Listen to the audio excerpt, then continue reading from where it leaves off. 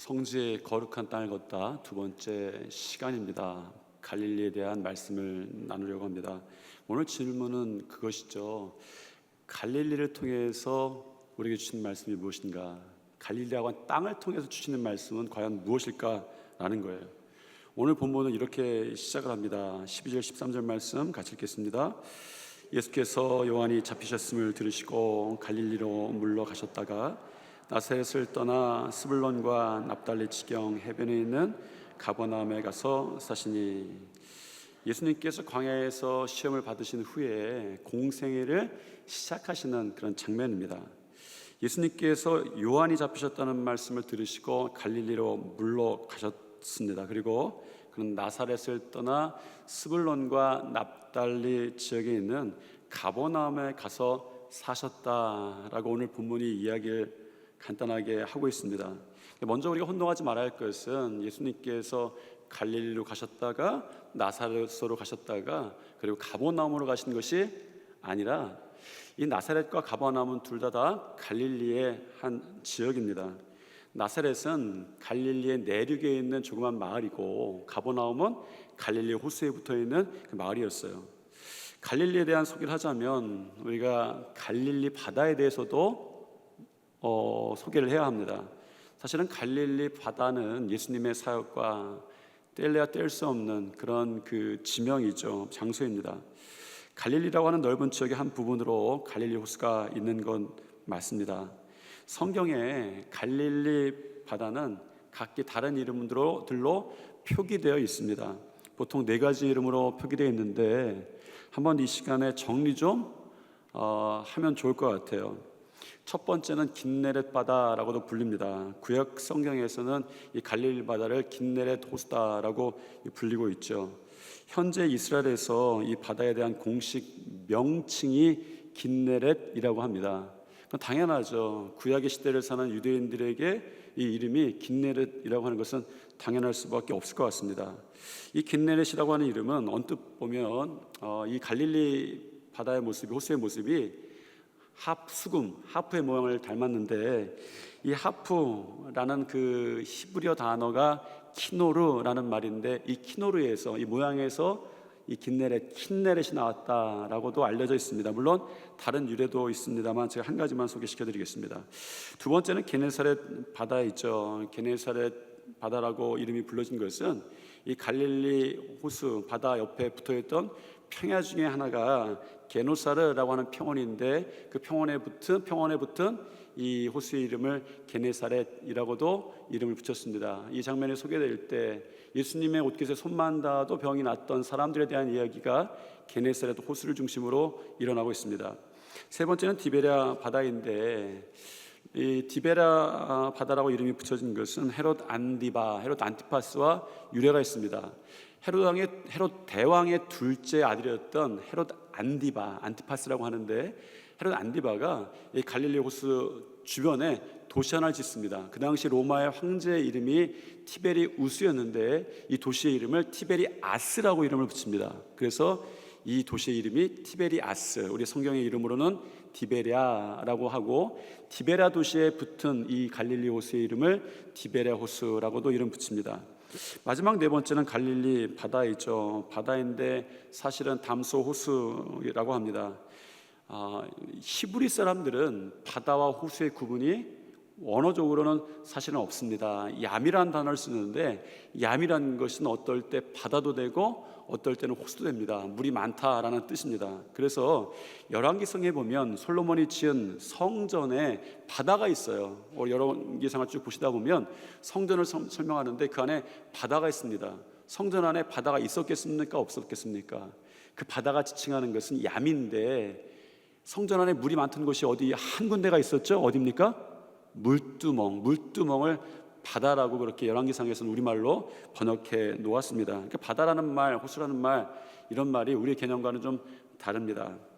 이제 우리가 그런데 다 알았죠. 예수님의 사역이 여러 군데서 일어나는 것이 아니라 갈릴리 바다에서 일어났던 일들이 있습니다. 그런데 그 지명이 4개로 소개됐는데, 한번 정리하면서 우리가 다시 한번 정리해보면서 알겠습니다. 첫 번째 긴네렛, 두 번째 게네사렛, 세 번째 디베랴, 네 번째 갈릴리. 첫 번째는 제가 잘 외우나 못 외우나 여러분이 시험하신 거라 생각하고 다시 한번 하겠습니다. 여러분 한번 하시죠. 첫 번째 긴네렛 바다, 두 번째 게네사렛 호수, 세 번째 디베라 바다, 네 번째 갈릴리 호수. 이런 네 곳이 성경에서는 같은 지명인데 다른 이름으로 기록된 거예요.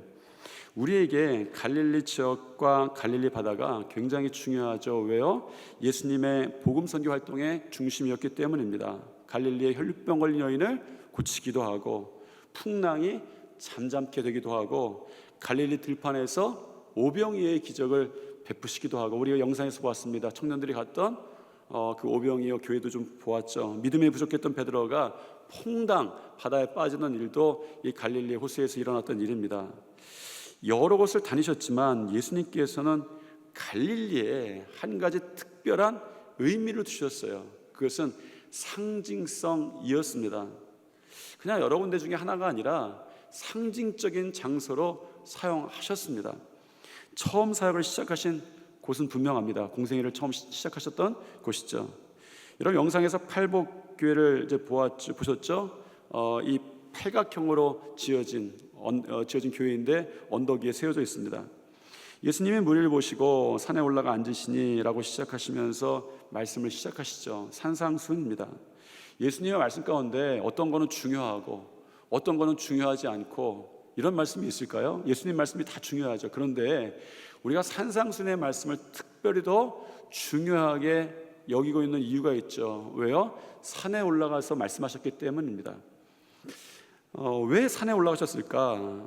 모세가 출애굽해서 산에 올라가서 하나님의 율법을 받습니다. 예수님은 이 땅에 새로운 율법을 선포하실 때에 모세처럼 산에 올라가시는 것이죠. 산에 올라가시는 것이 굉장히 상징적인 일이었어요. 그때까지 세상에 존재하던 모든 복의 개념을 뒤집어 엎으시고 새로운 복의 나라를 선포하셨습니다. 새로운 율법을 선포하신 것이죠. 그리고 산상수훈의 이 말씀이 끝나고 나서 하신 말씀이 있습니다. 내가 율법을 폐하러 온 것이 아니요 완전하게 하려 왔다라고 말씀하십니다. 예수님이 모세 율법과 비교하시면서 이 산에 올라가서 사람들에게 새로운 율법, 완성의 율법을 선포하신 것이죠. 그리고 말씀하시죠. 내가 율법을 완전하게 하려 왔다. 대표적인 상징적인 의미가 제자를 부르시는 그 장면에서도 나오고 있습니다. 우리에게 장소가 때로는 중요한 상징적인 의미가 되기도 하는 것 같아요. 전에 한 부부가 저를 식사에 초대를 했습니다. 오래전입니다. 식사가 끝날 무렵 저에게 이야기해 줍니다. 목사님, 이곳이 저희 부부가 처음 만났던 곳입니다. 저희 부부가 그동안 사이가 나빴습니다. 새로 시작하려고 합니다. 처음 만났던 마음 가지고 하려고 여기서 목사님 모시고 이 식사를 했습니다. 목사님 기도해 주시고 축복해 주십시오. 다른 장소가 좋은 데가 많았겠지만 그 장소가 있는 상징적인 의미가 있었던 거죠. 시작하던 장소, 그때 사랑하던 장소였죠. 여러분, 어떤 장소는 상징적인 의미가 있는 곳이 있는데 예수님께서는 갈릴리가 그러셨습니다. 제자들도 대부분 갈릴리에서 부름받고 갈릴리 출신입니다. 여러분, 예수님의 제자 가운데 12제자 가운데 갈릴리 출신이 몇 명이죠? 예수님의 제자 가운데 갈릴리 출신이 아는 사람은 딱 한 사람밖에 없습니다. 그 사람은 그냥 이름만 쓰지 않고 다른 출신인 것을 꼭 이름 앞에 그 지방 이름을 붙였어요. 누굽니까? 가룟 유다, 가룟 지방의 유다. 나머지 11제자는 다 갈릴리 출신의 제자였습니다. 제자들을 부르시면서 나를 따르라, 내가 너희로 사람을 낚는 어부가 되게 하리라 하고 소명을 주셨습니다. 오늘 본문에서도 시몬이라고 하는 베드로와 안드레, 그리고 세베대 아들 야고보와 요한을 갈릴리 지역 해변을 돌아다니시다 제자로 부르시는 장면을 우리가 읽었습니다. 그런데 단순히 지나다니시다 부르신 그런 지역으로만 남지 않습니다. 어쩌다 보니 갈릴리가 아닙니다. 왜요? 예수님께서 공생애를 시작하신 것도 갈릴리의 해변이었지만 예수님의 공생의 마지막 부활하시고 나서 제자들과 함께 조반을 드시던 장면도 갈릴리의 한 해변이었습니다. 그리고 말씀하셨죠? 내 양을 먹이라. 공생애의 시작도 갈릴리의 해변이셨고 공생애의 마지막도 갈릴리의 마지막 이 해변이었습니다. 그렇다면 질문은 그런 거예요. 예수님께서는 왜 갈릴리를 그런 지역으로 삼으셨는가? 라는 것입니다. 말씀을 준비하면서 제가 접하게 된 자료 중에 이런 것이 있어요. 글의 제목이죠. 갈릴리 어부들은 가난한 어부였을까? 라는 글이었습니다. 성서 고고학을 전공한 교수님의 글이었어요. 여러분, 예수님의 제자들, 갈릴리의 어부들, 대부분 이제 우리가 성경에 보는 사람들이 예수님의 제자들이죠. 예수님의 제자들은 부자였을까요? 가난했을까요? 부유했을까요? 가난했을까요? 그 글 논문이겠죠. 갈릴리 호수의 동편에 자리 잡은 한 어부의 이야기로 그 글을 시작을 해요. 그 어부는 동유럽 리트비아 출신의 어부였는데 1920년대에 이스라엘로 이민을 옵니다. 그의 이름이 좀 궁금해서 여러 자료를 좀 찾다 보니까 이름이 멘델 눈이라고 하는 분이었습니다. 눈이 성인데 이 사람의 원래 성은 눈은 아니었습니다. 1920년대 이스라엘로 와서 평생을 갈릴리 호수에서 고기 잡는 일을 해요. 그리고 나서 고기 잡는 일을 사랑한 거예요. 자기의 성을 바꿉니다. 눈으로. 눈이라고 하는 것은 히브리어 알파벳을 지칭하는 이름인데 그 이름의 의미가 물고기예요. 그러니까 자기의 이름을 멘델 물고기라고 지은 거죠.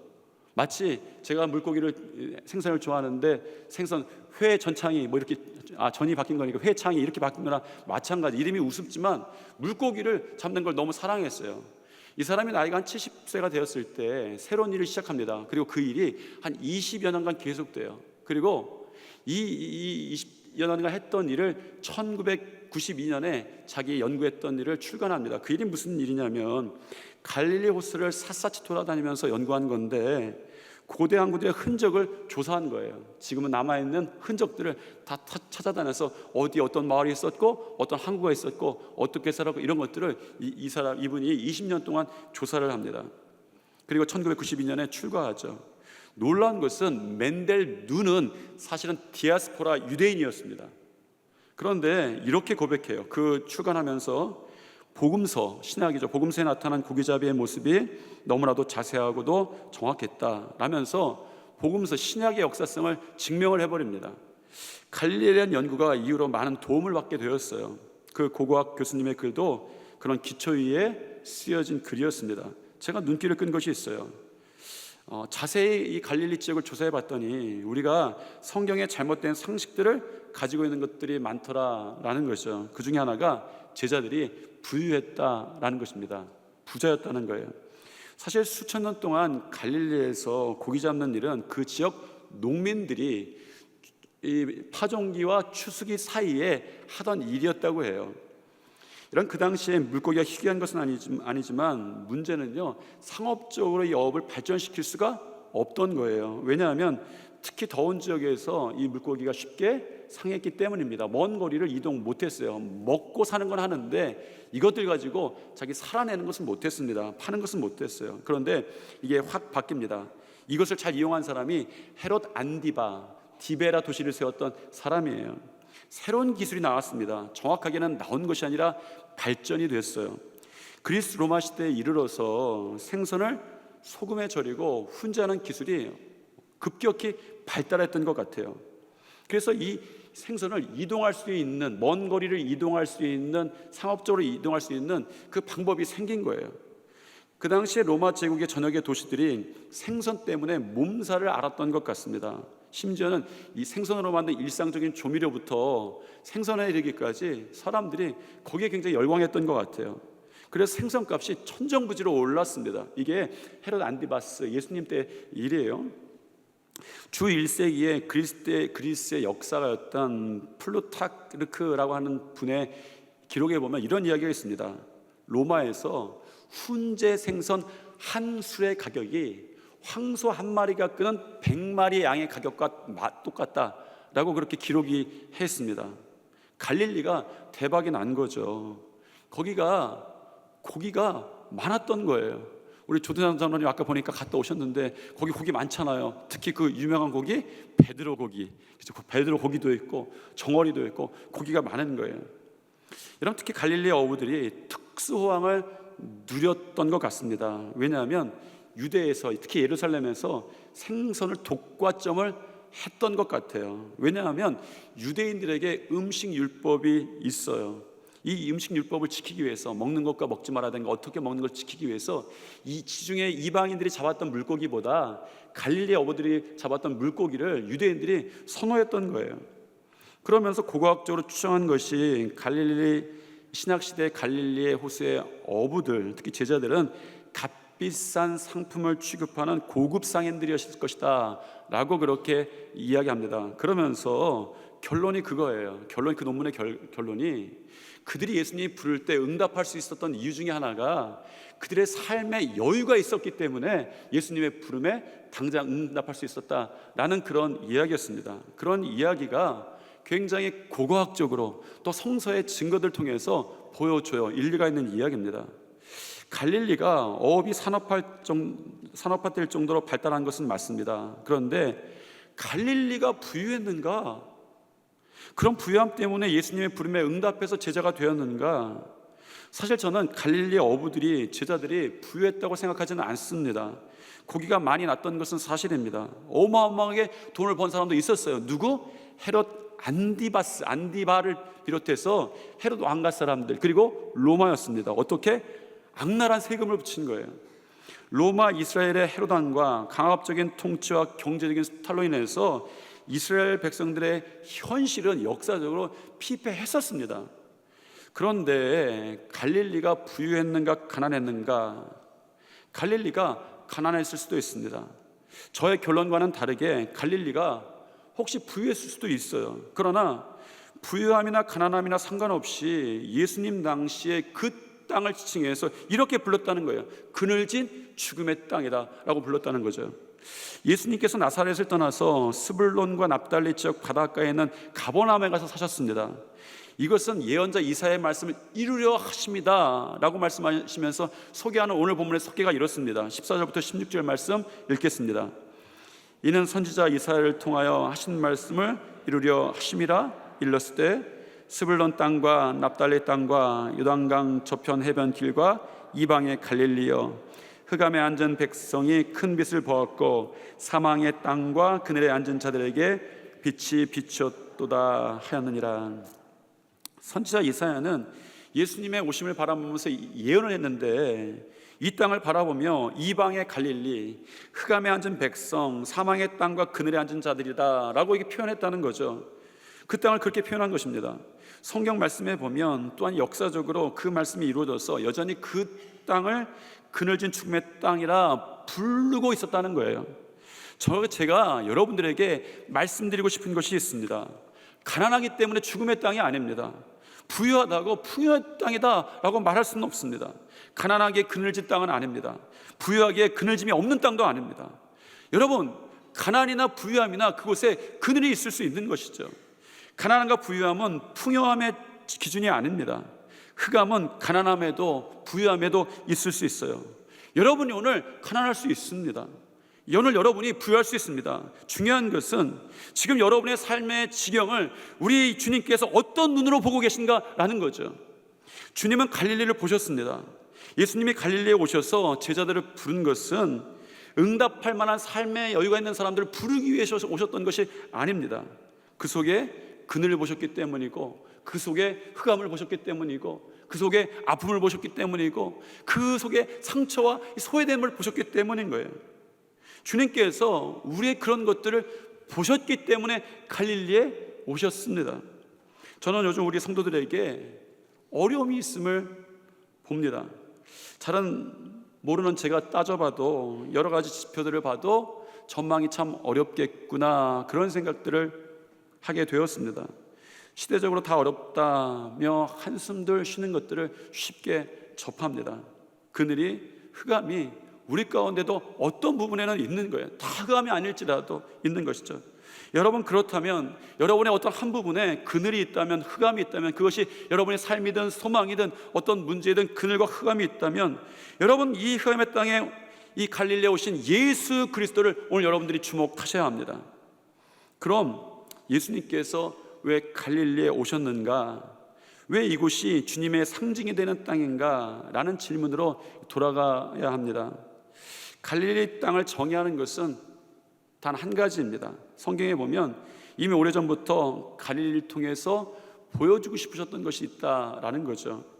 거슬러 올라가면 갈릴리는 솔로몬 왕이 두로왕 히람에게 선물로 주었던 땅입니다. 왜 선물로 주었어요?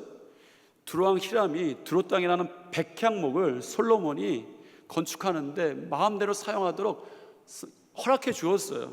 사용하도록 만들어 주었습니다. 너무 고맙죠. 그래서 솔로몬 왕이 두로왕 히람에게 갈릴리 땅을 선물해요. 이 히람이 그 땅을 가보게 됩니다. 성경에는 그런 표현 안 했겠지만 두람이 그 땅을 보고 나서 한숨을 푹 쉬었던 것 같아요. 제 생각에는 성경에는 그런 얘기 없습니다. 두로왕 히람이 한숨을 쉬었더라는 얘기는 없습니다. 근데 한숨을 푹 쉬었던 것 같아요. 그러고 나서 그 땅을 기불 땅이라고 말하면서 기뻐할 수 없는 땅이라고 이름 짓습니다. 그리고 나중에 솔로몬에게 그 땅을 돌려줘요. 그 땅이 그런 땅이었습니다. 볼품없는 땅이죠. 그리고 갈릴리는 역사적으로 오랫동안 유대 땅이 아니었습니다. 아스르가 북이스라엘 멸망시킨 때부터 예수님이 오시기 전 시대까지 아스르의 압제를 받았어요. 그래서 이사야 선지자는 이 땅을 지칭하였는데 갈릴 학고임, 이방의 갈릴리다 라고 그렇게 부릅니다. 소외됐던 땅인 거예요. 오늘 성경 본문에도 이방의 갈릴리라고 하는 표현이 이사야 선지자의 말이에요. 갈릴리 소외받고 아프고 상처난 땅이었습니다. 2018년에 가버나움이라는 영화가 있었어요. 어린아이가 주인공인 영화였습니다. 가버나움은 갈릴리의 한 마을이죠. 그런데 이 영화의 배경이 된 그 지역은 이 갈릴리와 가버나움과는 전혀 상관이 없었습니다. 그런데 이 영화를 해설하는 문구가 있었어요. 가버나움, 신도 버린 사람들이라는 해설입니다. 그러니 이 영화를 만들면서 이 영화의 정체성을 제목에 담았는데 가버나움이라고 이름을 친 거예요. 사람들이 무엇을 생각하길 원한 겁니까? 신도 버린 사람들의 생각을 하기를 원했던 거예요. 지금까지도 가버나움, 이 갈릴리 지역에 대해서 사람들에게 그런 생각이 남아있을 정도입니다. 그런 갈릴리 땅에서 하나님께서 예수 그리스도를 통해서 이루시고 싶으셨던 것이 무엇일까? 라는 질문입니다. 우리가 언뜻 지나갔던 12절 13절의 해답이 있습니다. 12절 13절 읽겠습니다. 예수께서 요한이 잡히셨음을 들으시고 갈릴리로 물러가셨다가 나사렛을 떠나 스불론과 납달리 지경 해변에 있는 가버나움에 가서 사시니. 이 성경 구절에 이상한 것이 있어요. 여러분 보이십니까? 흑암에 앉은 땅, 사망의 땅, 그늘진 땅, 압제당하고 고난당하는 땅, 아픔의 땅, 소외된 땅, 이방의 갈릴리, 현재는 로마의 식민지. 그런데 아픔과 소외 땅, 또 그 당시에 불렸던 갈릴리 혹은 로마의 한 식민지라고 부르지 않고 그 당시에 잊혀진 스불론과 납달리의 땅이다 라고 이 성경은 이야기하는 겁니다. 여러분, 스불론과 납달리라는 것이 무엇입니까? 야곱의 12아들 가운데 두 아들의 이름이에요. 그러므로 스불론과 납달리의 땅이라고 하는 것은 이 두 지파에게 하나님의 약속으로 주어진 땅이라는 의미입니다. 지금은 비록 상처와 소외의 땅이지만 본래는 하나님이 주신 약속의 땅이다 라고 말씀하고 있는 것이에요. 이 땅을 향해서 아픔의 땅, 소외의 땅, 상처의 땅을 예수님이 오실 때 성서는 그 땅을 로마의 식민지다, 갈릴리다, 여러분 이렇게 부르지 않고 스불론과 납달리의 땅이다 라고 선포하고 있는 거예요. 우리는 한 시편 기자의 고백을 한번 주의 깊게 볼 필요가 있습니다. 시편 16편에 나오는 고백인데 이런 고백이에요. 같이 한번 읽겠습니다. 내게 줄로 재어준 구역은 아름다운 곳에 있으며 나의 기업이 실로 아름답도다.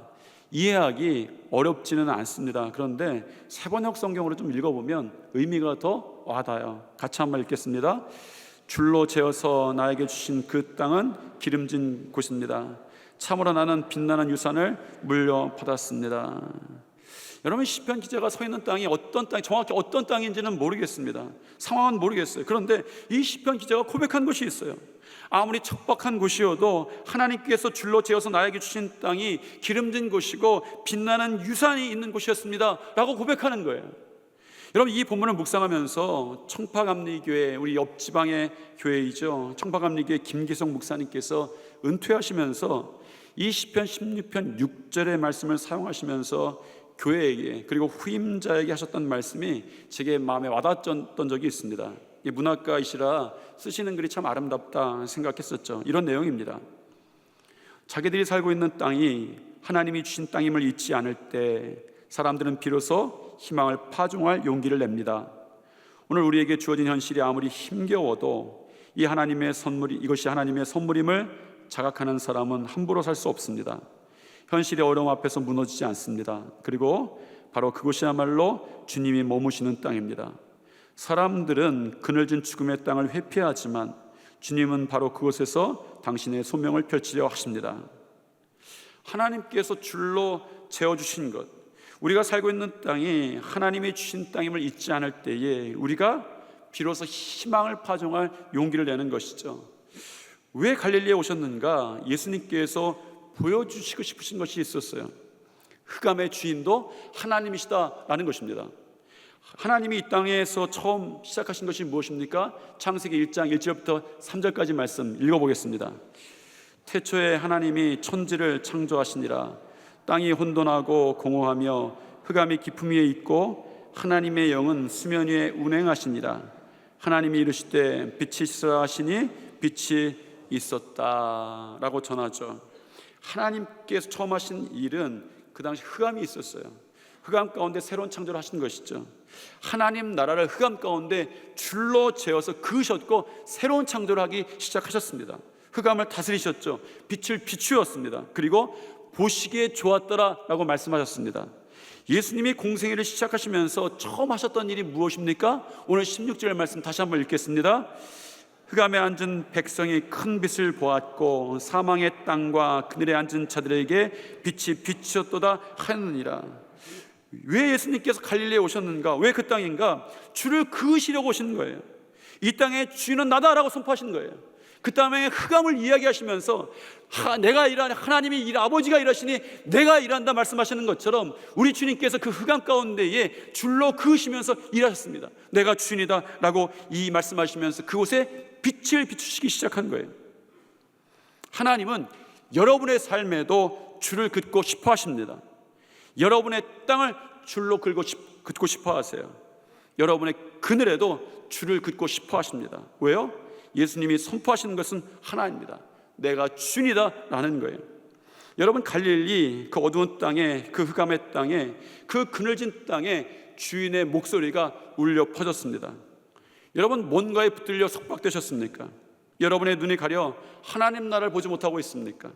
여러분의 삶의 무게에 짓눌려 살고 있습니까? 흑암 가운데 울려 퍼지는 주인의 목소리를 기억하십시오. 그늘 가운데 주인의 목소리를 기억하십시오. 주님은 갈릴리 한 회당에서 이사야서의 두루마리를 읽으심으로 이렇게 선포하셨습니다. 주의 성령이 내게 임하셨으니 이는 가난한 자에게 복음을 전하게 하시려고 내게 기름을 부으시고 나를 보내사 포로된 자에게 자유를, 눈먼 자에게 다시 보게 함을 전파하며 눌린 자를 자유롭게 하고 주의 은혜를 전파하려 하심이라 하였더라 라는 것이죠. 자유를 누리게 하는 것, 꿈꿀 수 없었던 것을 다시 보게 하고 꿈꾸게 하시는 것, 흑암의 땅에 은혜의 해를 선포하신 것, 이것이 주님께서 갈릴리의 주인으로 시작하셨던 일입니다. 이제 분명히 선포합니다. 이방인의 갈릴리를 깨우고 일으키신 예수님께서, 우리 주님께서 여러분의 삶에 줄을 긋고 싶어 하세요. 주인임을 선포합니다. 여러분의 삶의 주인의 목소리를 들으시기를 바랍니다. 주님께서 빛을 비추시는 거예요. 그리고 밝아지는 거죠. 우리 옆에 좌우분들과 한번 인사하겠습니다. 주님께서 줄을 쫙 끄셨습니다. 어디에? 우리의 인생에. 길지만 다시 한번 하겠습니다. 주님께서 우리의 인생의 줄을 쫙 끄셨습니다. 그리고 우리 주님께서 주인의 목소리로 여러분들에게 말씀하십니다. 포로된 자에게 자유를, 눈먼 자에게 다시 보게 함을, 눌린 자에게 자유함을, 은혜를 선포하러 왔다라고 말씀하시는 것이죠. 놀라운 은혜의 해가 여러분에게 선포될 줄 믿습니다. 이 말씀이 여러분의 삶 가운데 시작되시기를 축원합니다. 기도하겠습니다. 사랑과 은혜가 충만하신 하나님, 우리가 주를 바라보며 믿음으로 살기를 소망합니다. 이 믿음 가운데에 우리의 믿음의 귀가 열려 선포하시는 주님의 음성을 듣게 도와주시옵소서. 주님께서 우리의 삶의 여정 가운데, 우리의 지경 가운데에, 우리의 인생의 여정에 주를 그으시고 내 이 땅의 주인은 나다 선포하시며 이 땅의 은혜를 선포하시는데 우리가 그 음성을 듣는 우리 성도 되게 도와주시고, 저들 가운데에 그동안 하지 않았던 눌린 것에서 속박되게 도와주시고, 눈먼 것에서 눈이 열려지게 도와주시고, 이제는 정말 포로되는 것에서 자유함을 얻는 놀라운 역사가 저들의 삶 가운데 시작되게 도와주시옵소서. 인생의 어떤 부분들이든지 그늘진 곳이 있다면 주님께 주님의 주인의 목소리가 울려 퍼질 때에 그 가운데 빛이 비추는 놀라운 역사가 있게 도와주시옵소서. 예수님 이름으로 기도드립니다. 아멘.